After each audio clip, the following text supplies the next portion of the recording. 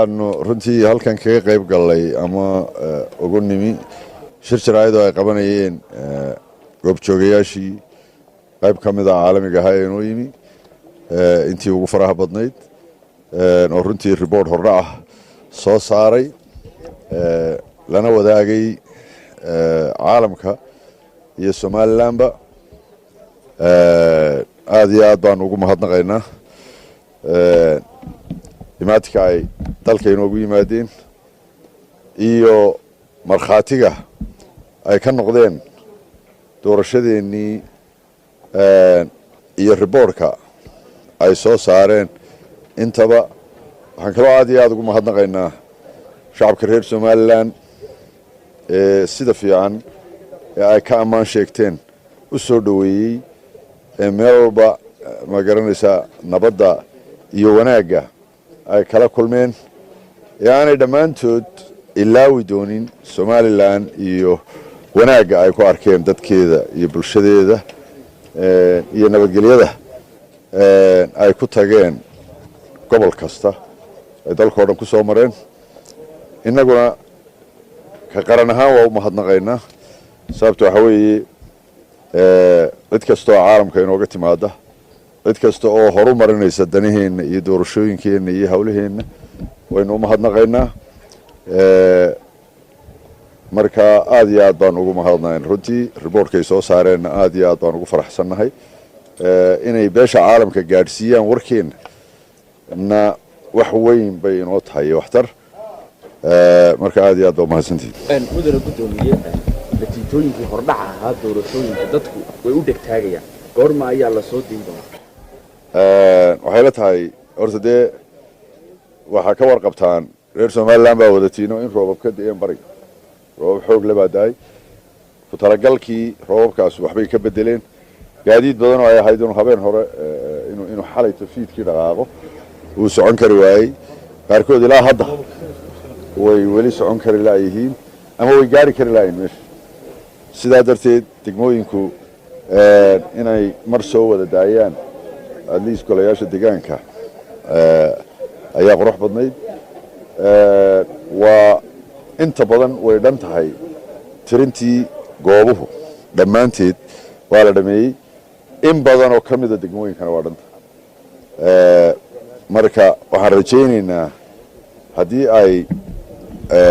caawa goor dambe noqon weydo inay berri noqoto insha allah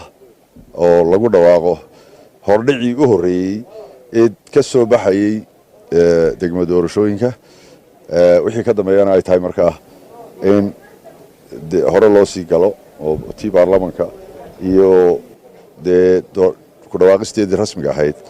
wakhtigeedii la gaaro gudoomiye markii ugu horreysay maaha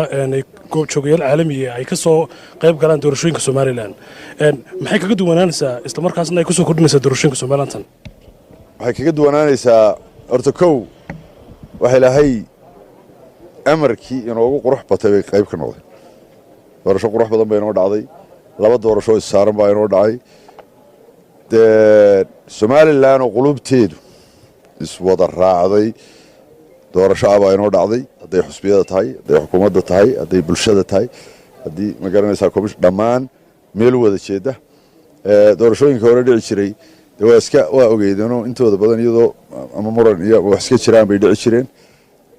waxay kaloo kaga duwan tahay waxaa maraysay madaxaadu qiimo badan madaxweyneyaal ku jiraan marka way ka bedelan yihiin runtii dee qolihii hore iman jiray miisaankooda ka culus waxaa kaloo ogtihiin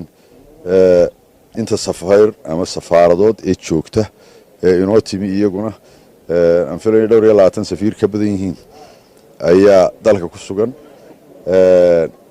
macno kale ay bixinaysay oo waxa weeye waxay u muuqatay runtii in ay markii horena ahaan jirtay arrin caadi ah oo in goobjoog laga noqdo doorashada dad iman jireen maanta se waxay u eg tahay in markhaati rasmiya loo yimi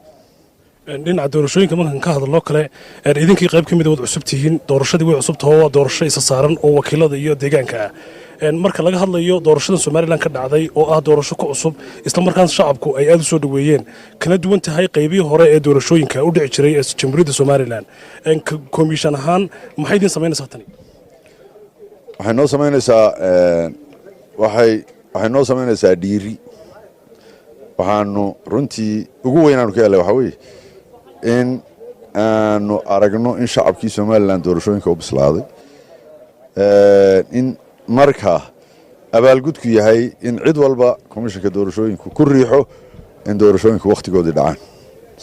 si dadka u bislaaday ee doorashada raba ay mar walba u helaan doorasho waqtigeedii ku dhacda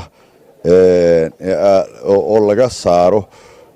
doorashooyinka dib loo dhigayo iyo waqtiga dheer ee ay sugayaan aad iyo aad bay runtii shacabku u mahadsan yihiin way dhiibteen codkoodii maaha ka codaynta ay xildhibaanada ku dooranayeen waxay dhiibteen Somaliland ay doonayaan siday u agtahay ugu dambeyntii gudoomiye su'aashan ku weydiinay waxay tahay qaybta ugu dambaysa ee shacabka Jamhuuriyadda Soomaaliland oo kale way ku daawanayaan imka waxay sugayaan in natiijadii lagu dhawaaqo komishankii bay ka war sugayaan waa maxay fariinta u diraysaa waxaan leenahay waa ku dhawaaqaynaa hawshii waa intaynu hawl soo marray waa garanaysaa waa soo dhamaatay doorashadii waa soo galay natiijadii baa inoo hadhay natiijadaasna